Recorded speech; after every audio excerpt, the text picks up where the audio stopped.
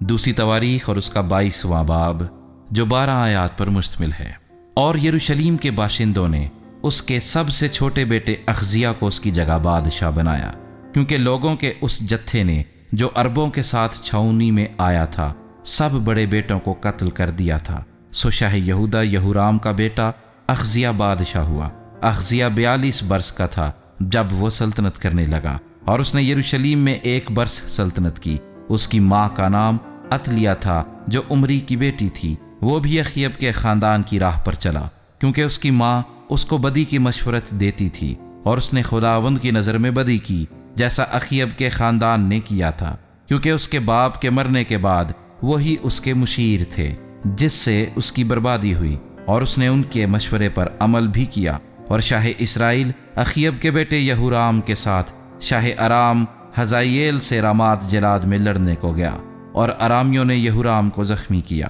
اور وہ یزرییل کو ان زخموں کے علاج کے لیے لوٹا جو اسے راما میں شاہ ارام حزائیل کے ساتھ لڑتے وقت ان لوگوں کے ہاتھ سے لگے تھے۔ اور شاہ یہودہ یہورام کا بیٹا حزریہ یہورام بن اخیب کو یزرییل میں دیکھنے گیا، کیونکہ وہ بیمار تھا، اور اخزیہ کی ہلاکت خدا کی طرف سے یوں ہوئی کہ وہ یہورام کے پاس گیا، کیونکہ جب وہ پہنچا تو یہورام کے ساتھ یاہو بن نمسی سے لڑنے کو گیا، جسے خداوند نے اخیب کے خاندان کو کاٹ ڈالنے کے لیے مسا کیا تھا۔ اور جب یاہو اخیب کے خاندان کو سزا دے رہا تھا تو اس نے یہودا کے سرداروں اور اخزیہ کے بھائیوں کے بیٹوں کو اخزیہ کی خدمت کرتے پایا اور ان کو قتل کیا۔ اور اس نے اخزیہ کو ڈھونڈا، وہ سامریہ میں چھپا تھا، سو وہ اسے پکڑ کر یاہو کے پاس لائے اور اسے قتل کیا، اور انہوں نے اسے دفن کیا، کیونکہ وہ کہنے لگے کہ وہ یہوشفت کا بیٹا ہے جو اپنے سارے دل سے خداوند کا طالب رہا۔ اور اخزیہ کے گھرانے میں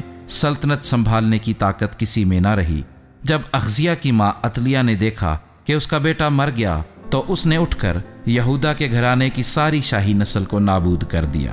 لیکن بادشاہ کی بیٹی یہوشبت اخزیہ کے بیٹے یواس کو بادشاہ کے بیٹوں کے بیچ سے جو قتل کیے گئے چرا لے گئی، اور اسے اور اس کی دایا کو بستروں کی کوٹھری میں رکھا۔ سو یہورام بادشاہ کی بیٹی یہوجدا کاہن کی بیوی یہوشبات نے، چونکہ وہ اخزیہ کی بہن تھی، اسے عتلیہ سے ایسا چھپایا کہ وہ اسے قتل کرنے نہ پائی، اور وہ ان کے پاس خدا کی ہیکل میں 6 برس تک چھپا رہا، اور عتلیہ ملک پر حکومت کرتی رہی۔